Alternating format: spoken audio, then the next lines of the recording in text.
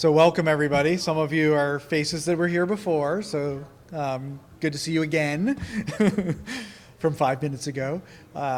So this is my second talk. I did an incident response one just before this, but this one is on the NIST CyberSecurity Framework.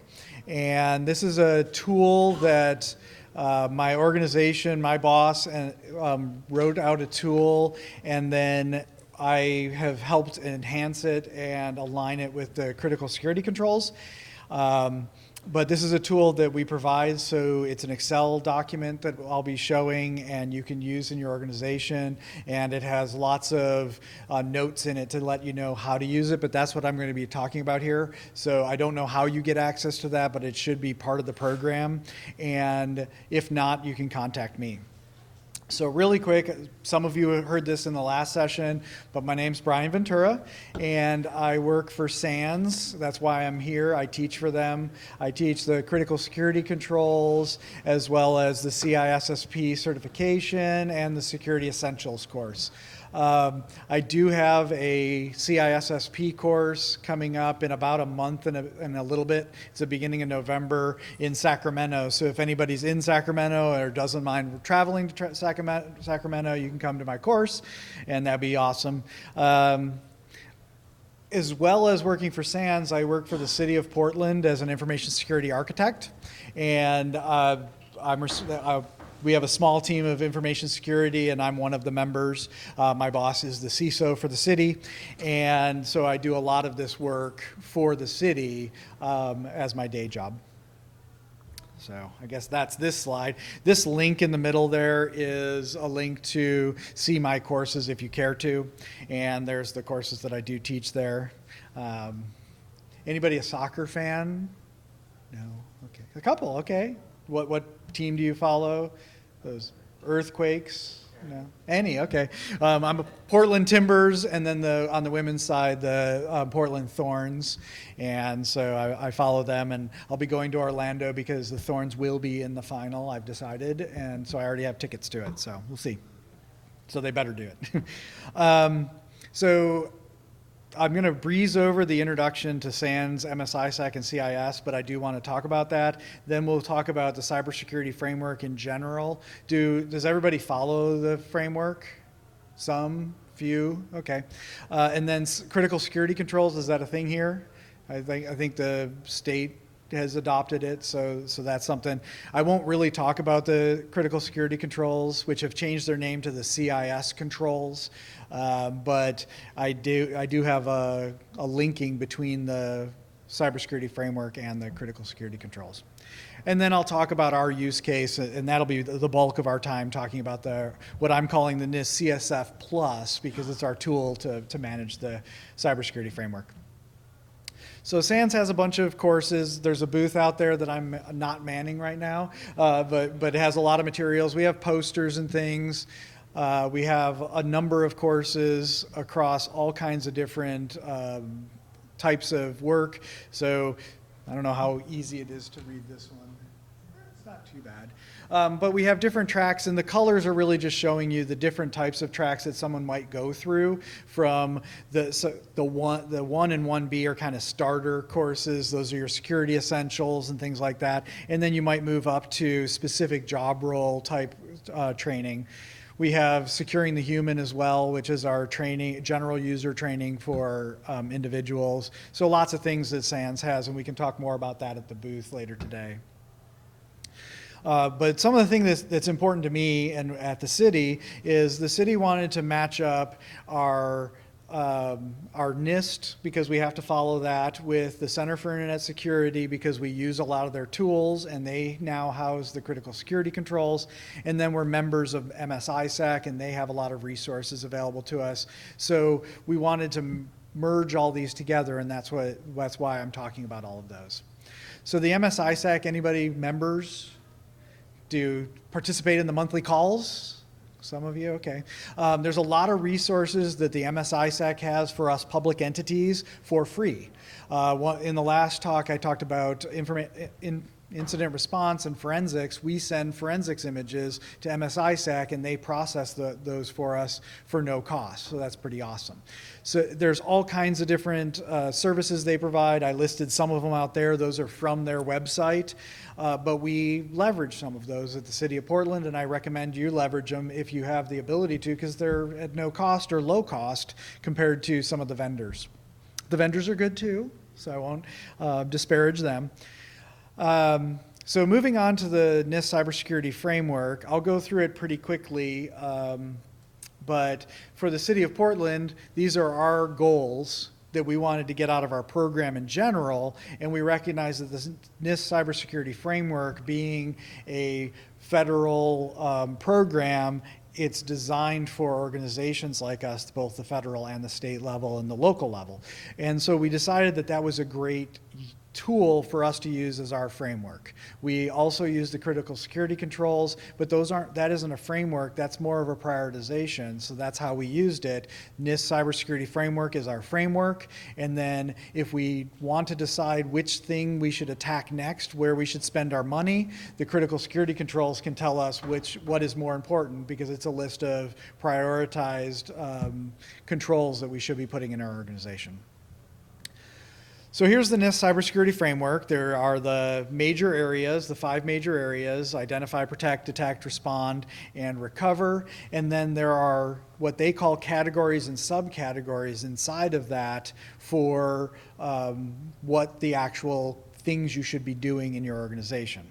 So then as we open that up, the identify became that ID, so the colors stayed the same and I shortened the names, but that identify has those 5 areas inside of it that are things that we should be doing for identify. So we should be identifying our assets on our network, and we should have identify our business environment and what tools we're using there and what we're trying to accomplish with our business. We should be doing governance. So those are the kinds of things that the NIST CyberSecurity Framework is telling us that is important for us to do.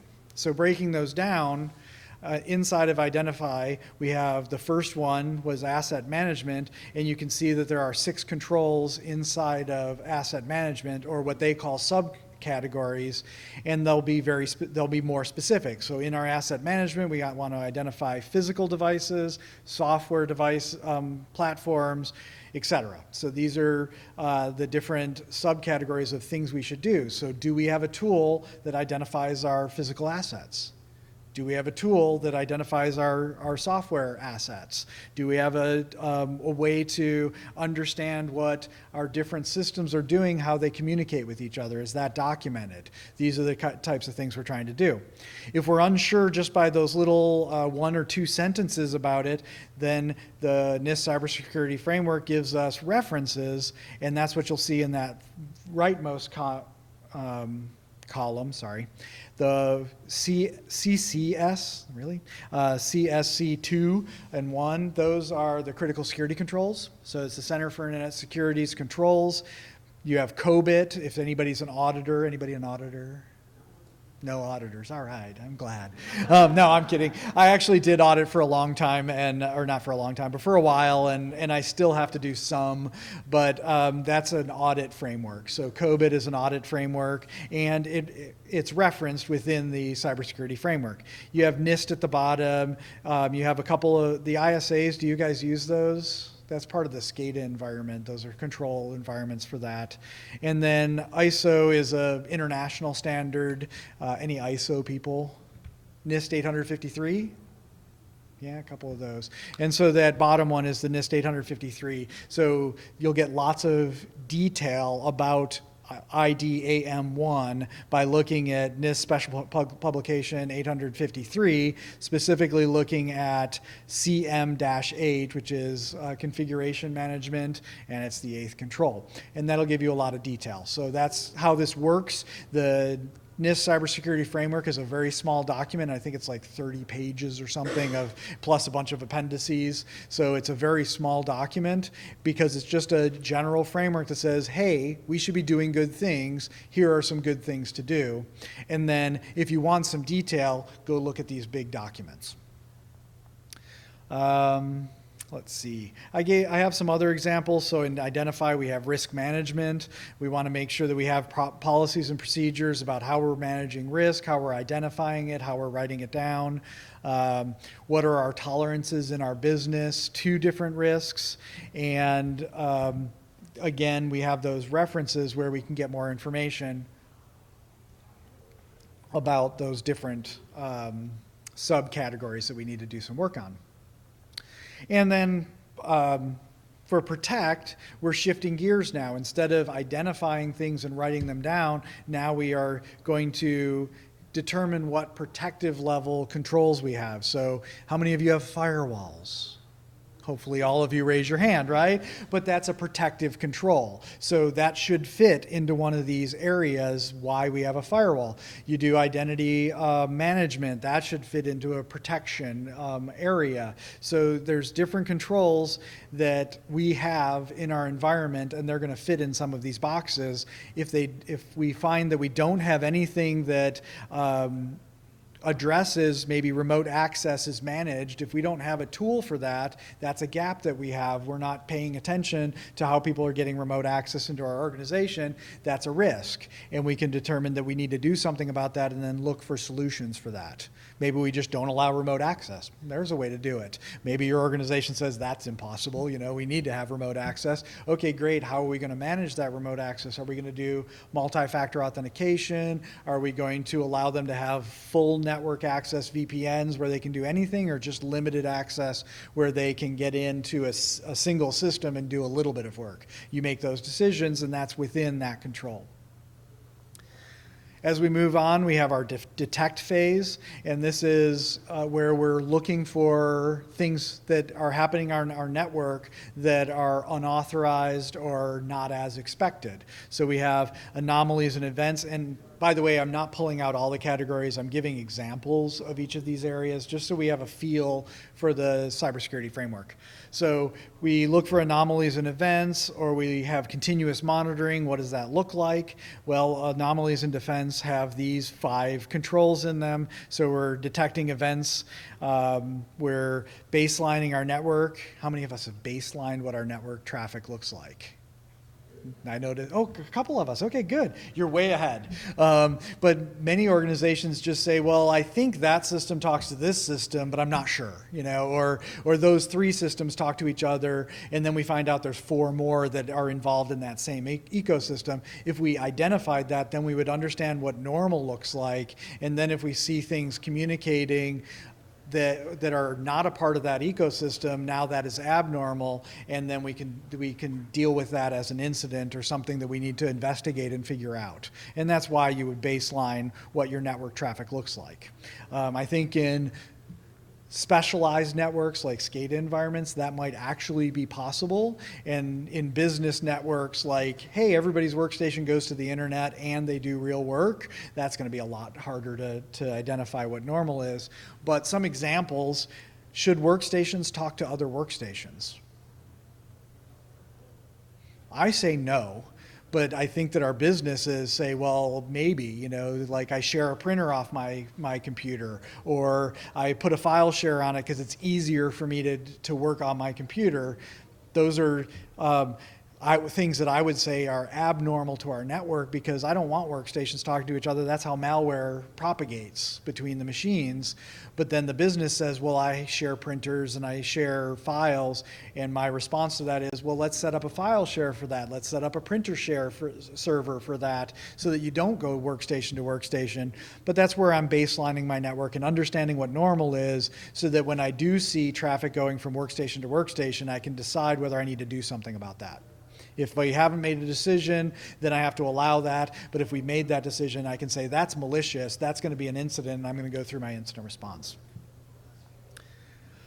So then getting into response, this was my talk previously, but we have to respond to different things. So looking for anomalies, we're going to find anomalies. What do we do about it? So these are some examples of things we should do. We should have a response plan. We should have people that know what to do, and we should have roles and responsibilities for them. We need to have a way to report these things in a consistent manner, that we make sure that we capture that information and we do something about it.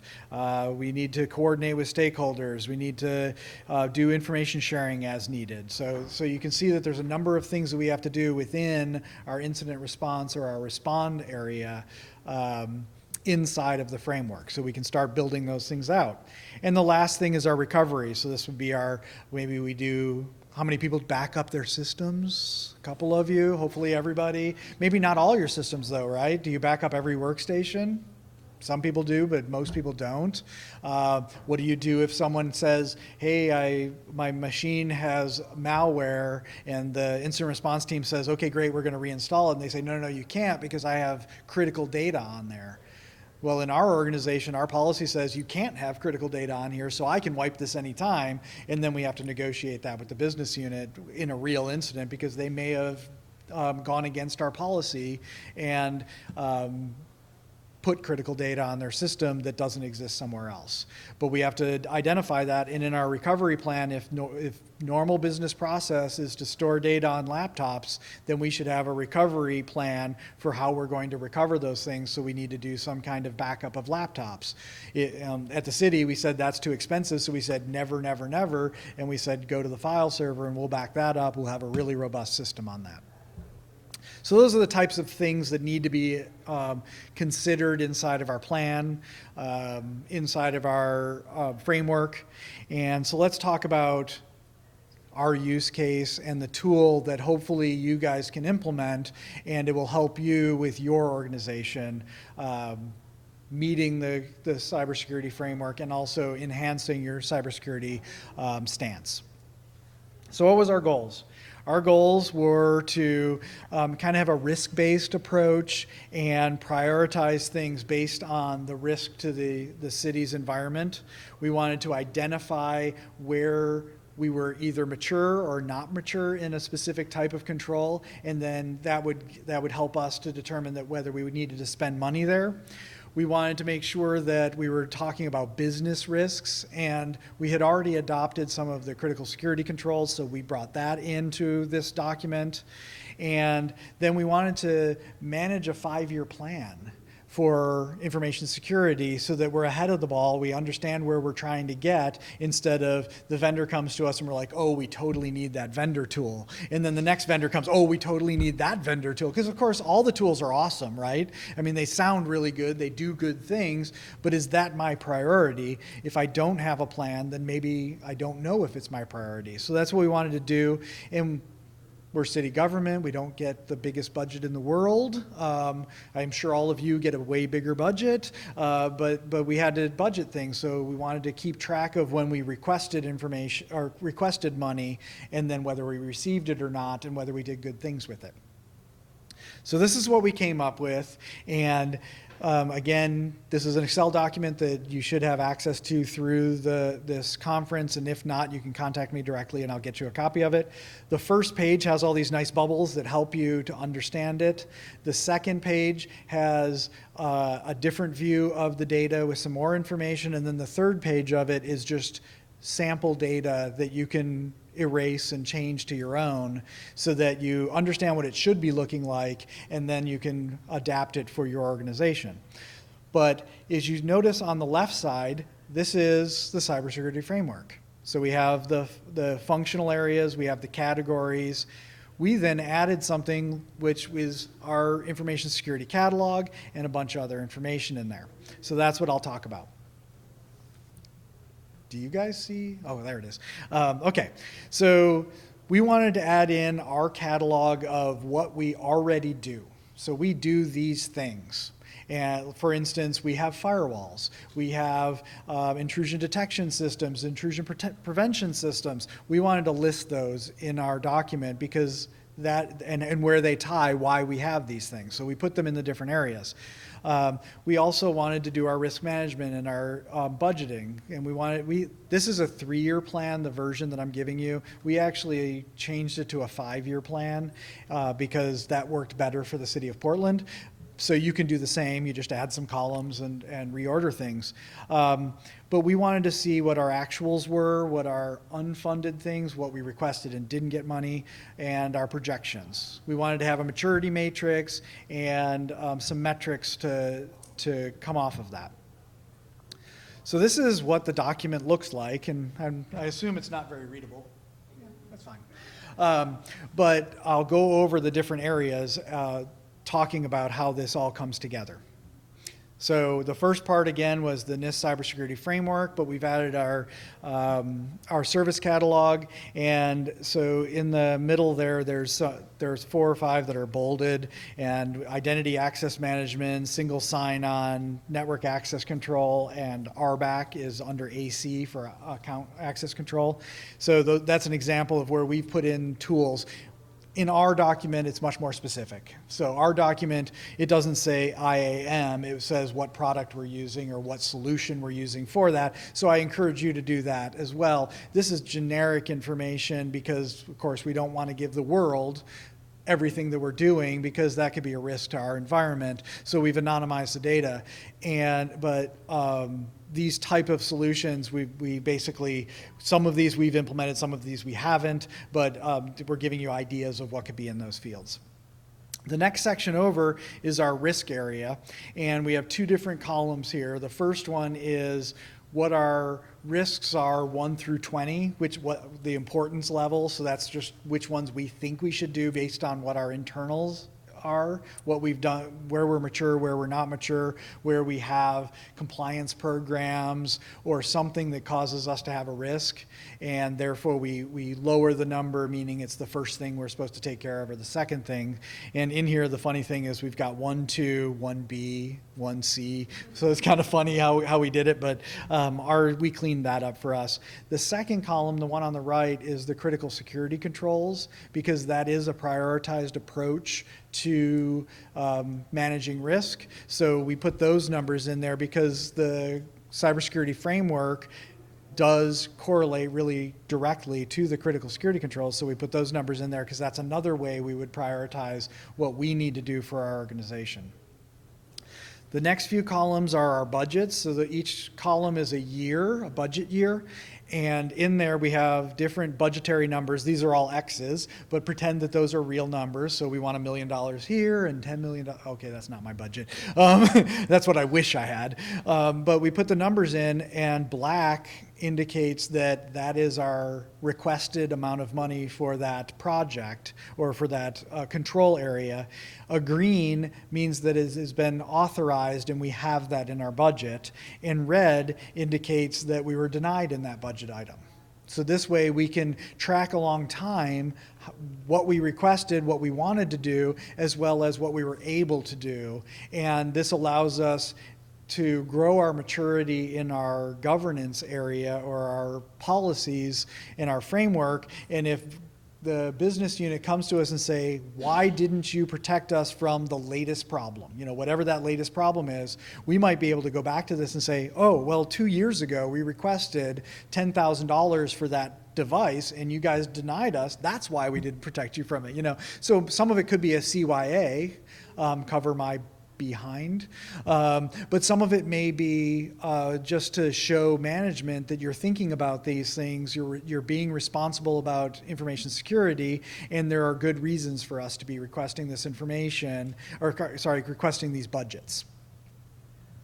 The next column kind of is the mirror image of that. So we ask for money, and why do we ask for the money? Well, our maturity is why we ask for the money. So this is a maturity scale. We have this as the CMMI maturity model, and we did put that as a part of the slides inside of the, not slides, worksheets in the document, so you'll see that, but you can look it up on the internet. And it is designed mainly, it was originally designed for software development, but it's a maturity model to be able to say, how mature am I with this? And there's defined ways, or there's a definition of why you would be a 1 versus a 2 versus a 3.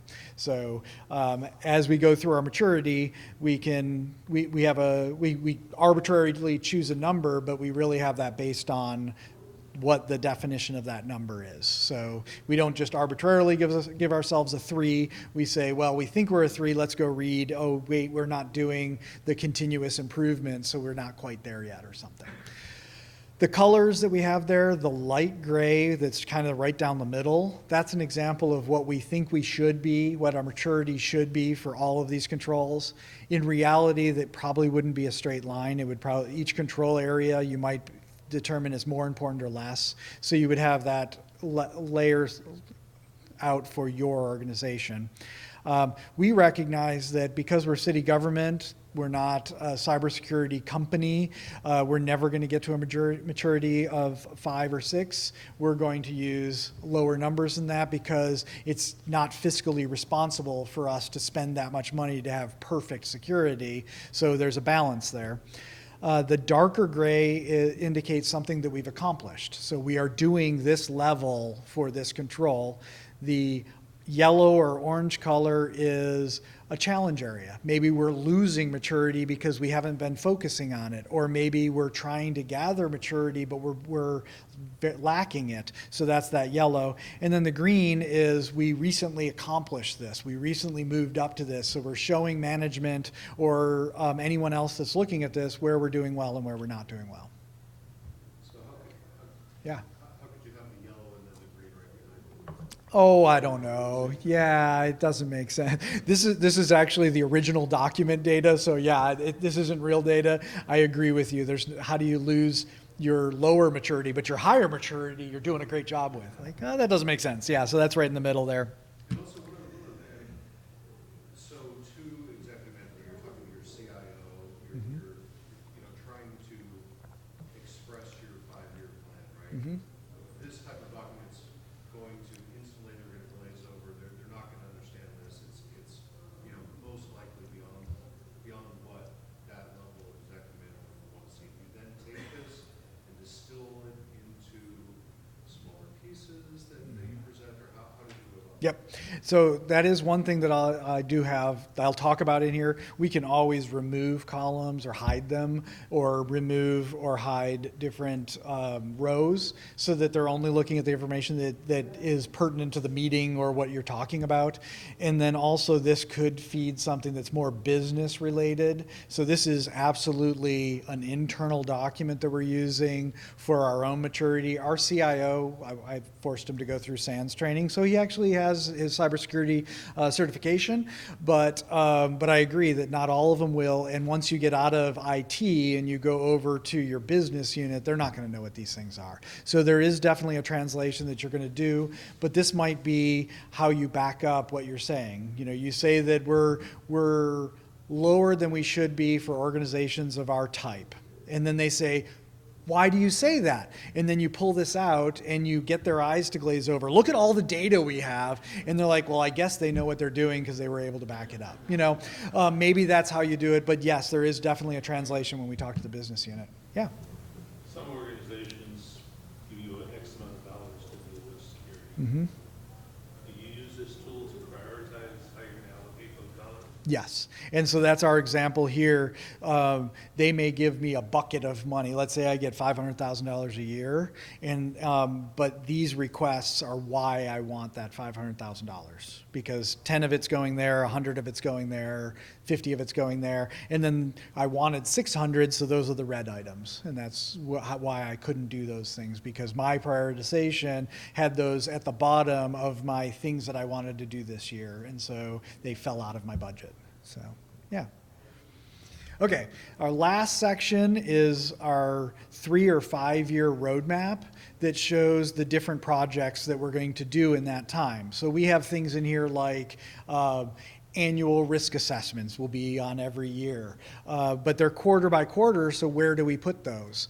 Also new projects, so we need an identity management system, or we need a new mail filter to get rid of this phishing email thing. Those projects would be in here, and we're showing our roadmap as we're going along. So if someone says, you know what, last year ransomware was a big deal, this year phishing is a big deal, are you doing anything about phishing? We may say, well, we actually have that in fiscal year 2019 because that's when we can take care of that. But because of how the industry is shifting, we want to move that up. So we might move this up and move something else out. But we're showing our 5-year plan so we can show that we are thinking about things. We do find them important and we want to work on them. We just don't have the resources. This whole plan could be a way to show management that you need extra staff. You know, you're saying, look, we can do 3 projects a year, and we want to, but look at our 5-year plan. There's 20 projects that are critical to our industry, or our organization, that we can't do until next year and the year after and the year after. But because of things that are happening in the industry today, organizations just like us that are having these huge problems, we think we should be doing these faster, and we can't with the resources we have today. So there's a lot of different ways that you can slice and dice and use this information, and you may not present this exact document, but it feeds why you're moving forward, and it allows you to understand and not get off track, you know, and say, well, it's kind of, phishing is a big deal, let's go down this path, and then 6 months from now it's all solved by everybody, and you kind of went down a path and spent a lot of money and you don't need it anymore. I don't know. I mentioned in the last talk, ransomware last year was a big deal for us. We got hit maybe 10 times, and 3 or 4 times in 2015. This year we haven't been hit by ransomware because we're being trendy. We've moved on to phishing. That's the thing right now. I don't know. You know, so if we would have spent a ton of time in ransomware last year, that effort could have been wasted for this year. So that's the kind of the example of where the trendiness, you kind of want your 5-year plan to keep you on track. And you may still move things, but you want that ability. So in the overall document, you'll find that many of the controls, especially some of the upper ones, might be under governance. So that in my organization, our team is non-operational. So I'm an architect. I don't hands-on do things, with the exception of incident response. We do vulnerability management, and we manage the SIM or the log management and event management system, but we don't do day-to-day operations in it. We just keep that platform up. So those are the operational things that I do. So I do a lot of these governance things. I make sure that we have good practice and things like that. That's in our team, but then the lower ones might be more operational. So then our operations teams, they look at this, and we have metrics that they have to meet inside of this. So we say, hey, you see how AE, I think, in detect is the first one, and see how it's a yellow and it's only a 0. We should probably fix that and move it up. What is your team going to do, operational team, to move that bar? And here's the money that we're going to give you, or you've asked for. So they're helping us to fill out those budgetary numbers, and then they're going to do those projects for us.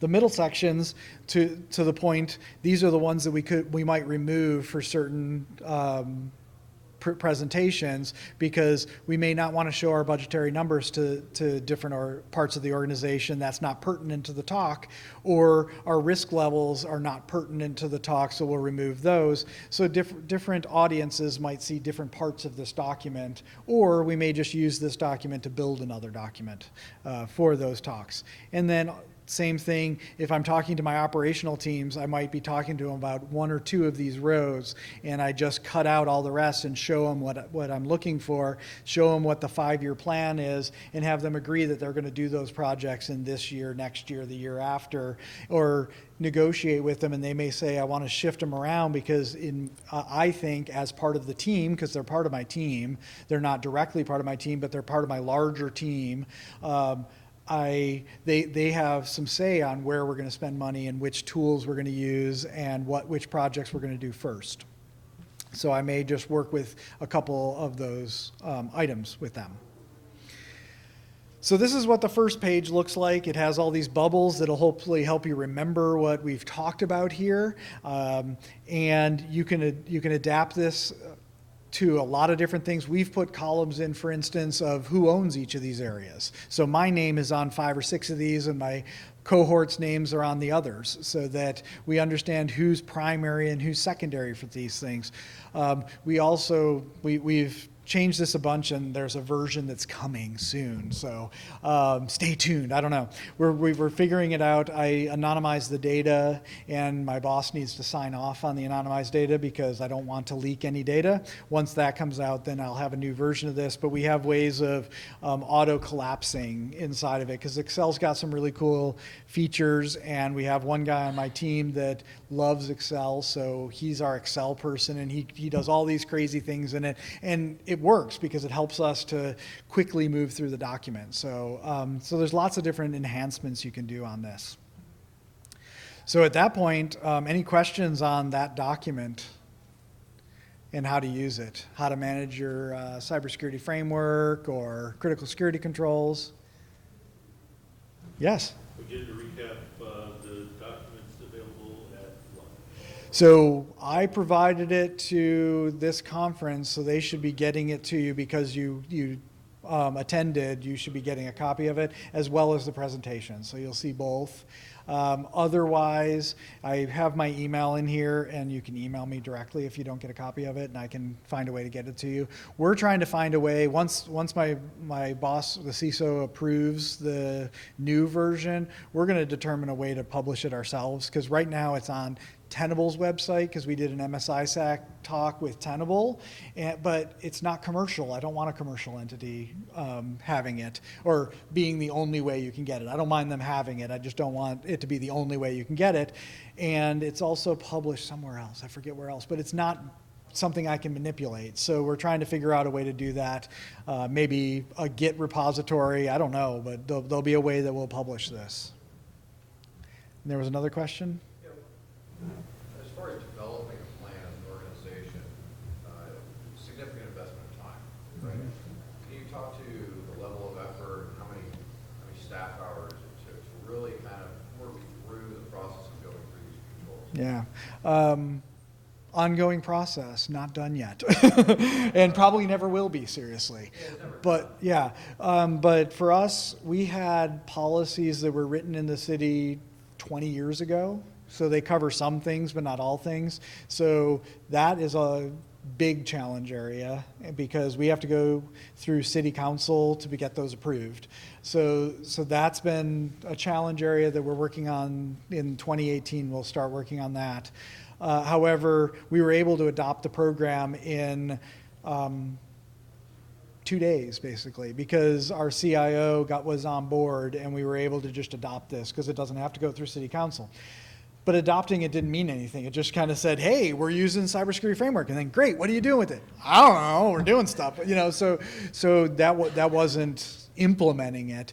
Then mapping the controls that we have in the real world, maybe documented, maybe not documented, into the framework. That was probably a 6-month process to go through that. Again, since our team is not operational, it's easier for us to do some of that work, that documentation and stuff. Then again, we're technical staff, so we don't like documentation and writing stuff down. So that's part of the challenge.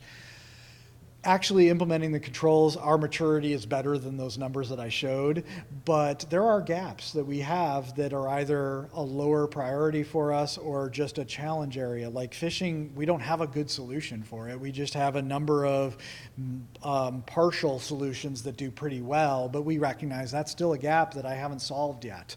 And ransomware is something that we have solved some of it, but since it's tied to phishing, those emails are going to come in, someone's going to click on it, and hopefully we can remediate faster than we did a year and a half ago. So does that answer your question, kind of? But otherwise, it's an ongoing process, and it does take some time. I think where this is coming from, you want to start at the top, is what we're talking about here, and say, hey, management, can you agree that we have a cybersecurity team? Yes. Okay. Can you agree that our cybersecurity team is going to manage the whole enterprise or most of the enterprise and get that defined, and then say, okay, great. Our enterprise, or our team is going to use the NIST CyberSecurity Framework. Here's what it looks like, and then start filling those things out. So it's a top-down approach in this one. Did you find when you did your risk evaluation that it aligned closely with the top 20? All of that as far as your order of attack? Not perfectly, because some of the critical security controls we already had identified and remediated or provided those controls. So therefore, even though that would be a high risk area, we've mitigated the risk. So now it's a low risk area, but critical security controls still say this is the number one thing you do. We're just saying we already did it. So some of those were there. And also there are some of the controls in the NIST CyberSecurity Framework that are not in critical security controls, because critical security controls are technical only. So having a team, having a governance, having a platform, those aren't part of critical security controls. We assume you have those. Yeah. Questions? Other questions? Well, that's what I had for you. One other thing that I wanted to show you is these are some resources that I put together for this. So this MSISEC, all of us, I believe, can be members, so I highly encourage you to be members. There's no cost to it. Center for Internet Security has security baselines for different platforms, so if you want to know what settings inside of Windows you can turn on to secure your systems, they're a great resource for that. It is a paid service, but it's inexpensive in my opinion. So I highly recommend getting a Center for Internet Security subscription and using their services. They're a nonprofit organization. They house the critical security controls. So you'll see below, skipping down, the critical security controls are on their website. The critical security controls are free. Other things on the Center for Internet Security are not. The NIST CyberSecurity Framework is there. How many people know that they're revamping it right now? There's a version 1.1. So version 1.1 is coming out. It's in draft right now. The major changes, there aren't a lot of major changes, but one thing is they added a control for third-party security assessment interactions. So that was interesting because it was missing. So it's good news that they're moving it forward. And then the planning spreadsheet, that's the link for Tenable, because we did this talk with Tenable a year and a half ago, so you can download this tool from there, and I believe it's the same version that I provided to the conference, but there will be a new version coming out. And then, of course, SANS at the bottom there, and there's where you can find my classes. So, any other questions? I'll be at the SANS booth for the rest of the day, so if you do think of questions or you just want to talk about stuff, tell stories, I don't mind, but I'll be over there. So thank you for your time.